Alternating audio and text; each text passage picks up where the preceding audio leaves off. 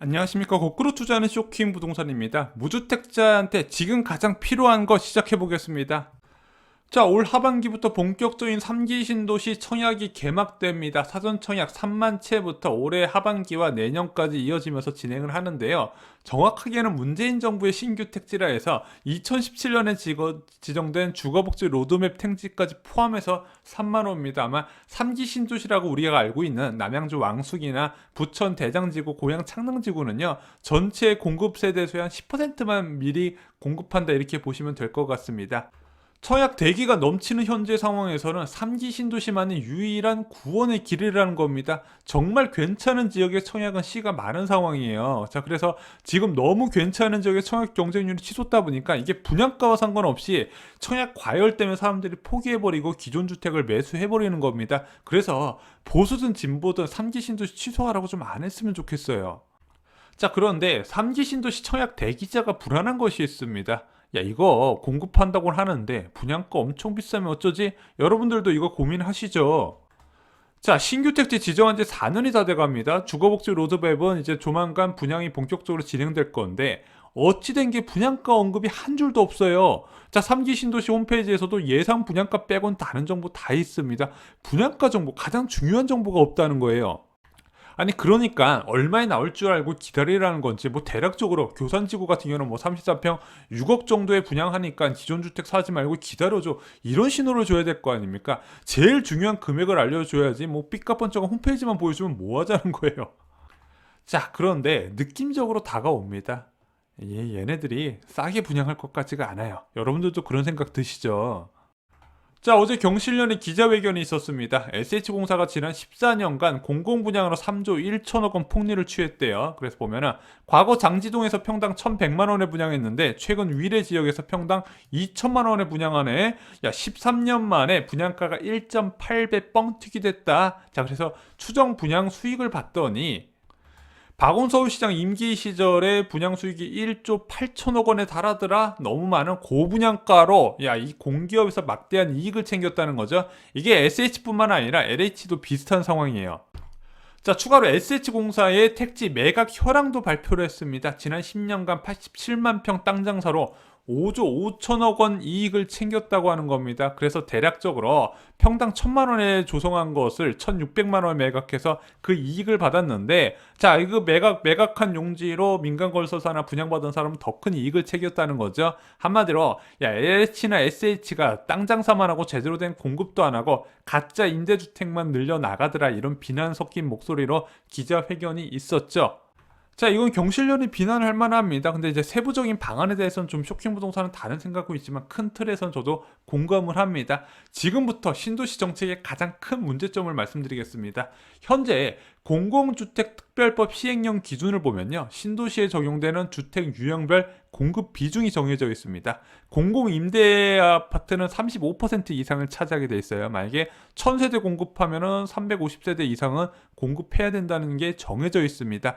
공공 분양은 25% 이하고요. 민간 분양은 40% 이하로 되어 있습니다. 그래서 김영미 국토부 장관 시절에는 공공 임대 비율이 40에서 45%까지 굉장히 높았어요. 자, 그런데 공공 임대 아파트는 당연히 적자가 발생할 수밖에 없는 구조죠.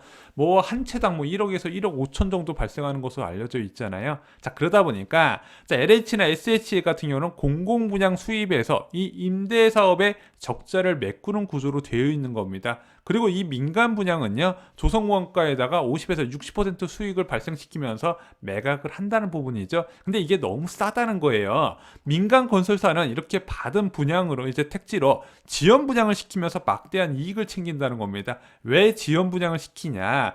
지금 신도시의 분양가 측정 방식 중에서 가장 큰 비중을 차지하는 게 토지 가격일 거 아니에요. 이 토지 가격을 측정할 때 감정평가 기준으로 하는데, 이 감정평가라는 게 신도시가 처음 생겼을 때 높겠습니까? 아니면 신도시가 어느 정도 이제 완성되고 나서 어느 정도 사람들이 들어 살고 기반 시설이 갖춰질 때 비쌀까요?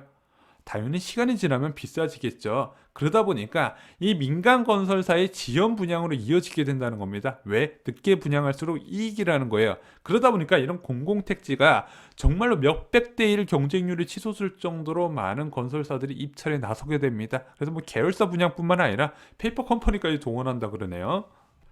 당연하죠. 분양만 받으면 대박이 나니까. 자, 그래서 현재 신도시 정책은요, 문제점이 분명히 있어요. 전체 25% 이하의 공공분양으로요, 임대사업의 적자 구조까지 메꿔야 되는 상황입니다. 자, 그래서 보면은 LH의 영업이익 비중을 보잖아요. 공공임대사업에서 1조 5천억 원 가까운 적자가 나고요. 공공주택 분양으로 1조 4천억 원의 이익이 납니다. 이것을 메꿔나가는 구조예요. 그러다 보니까 고분양가의 지연 분양이 일반화가 돼버리는 겁니다. 반면에 민간 택지는요, 저렴하게 공급해서 민간 건설사가 막대한 이익을 남겨요. 그럼 민간 분양도 당연히 고분양가와 지연 분양이 일어난다는 부분이죠. 그래서 이게 어쩔 수 없는 게 분양가 상한제 토지평가 방식이 조성원가 연동제에서 박근혜 정부 시절에 감정평가 기준으로 바뀌었거든요. 공공이든 민간이든 분양을 미뤄서 신도시의 토지 가치가 높아지길 기다린다는 겁니다. 그래서 지금 방식으로 진행되면 안 되는 이유가 있습니다. 고분양가와 공급 지연을 못 피해요. 자, LH나 SH 같은 공기업은 토지 매각이나 공공 분양으로 임대 사업 적자 보전하고 일부 이익으로 부채까지 갚아야 됩니다. 그러면은 이 공공 분양이 목숨 걸 수밖에 없는 거예요. 자, 건설사는 낙찰받은 택지를 시간 끌면서 높은 분양가로 대박을 만들다는 거죠. 그래서 최근에 공공택지인 고덕 간을지구에서 분양가가 9억이 초과하는 결과가 만들어진 게 바로 여기에 있습니다. 늦게 분양할수록 절대적으로 이익이라는 거예요. 서민 주거안정 사업에 건설사가 대박이 난다는 거죠. 반면에 분양 대기자는 높은 분양가에 막대한 대출을 끌어서면서 내 집 마련에 나서는데, 그럼에도 불구하고 내 집 마련에 청약을 넣을 수밖에 없는 환경이 지금 조성이 돼 있다는 겁니다. 자, 그래서 지금 필요한 것은요, 3기 신도시 특별법입니다. 신도시에 적용되는 주택 유형별 공급 비중부터 바꿔야 돼요. 자, 공공임대 비율, 지금보다 좀 더 낮춰도 좀 괜찮을 거라고 생각합니다. 30에서 35%는 나와야겠죠.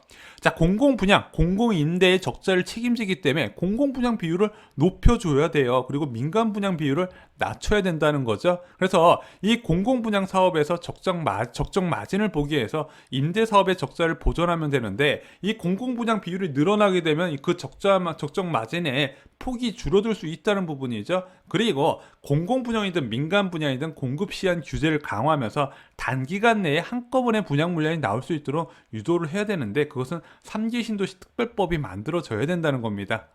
자, 과거 이명박 정부의 보금자리 정책을 참고할 때입니다. 공공분양 중심의 빠르고 저렴한 분양 확대가 필요하다는 거예요. 물론 저는 경실련에서 주장하는 것처럼 원가 수준의 공급은 불가능하다고 봐요. 왜냐하면 과거에 이명박 정부에서 살기 좋은 임대주택과 저렴한 정말로 원가 수준의 분양을 늘렸는데 결국엔 그것이 공기업의 부채로 이어졌거든요. 그래서 그 정도 수준까지는 아니지만 임대사업의 적자를 보존하면서 일부 플러스 알파 정도의 수익을 나는 공공분양 분양가를 책정해야 되는데, 그러기 위해선 공공분양수 자체를 늘릴 필요가 있다는 거죠.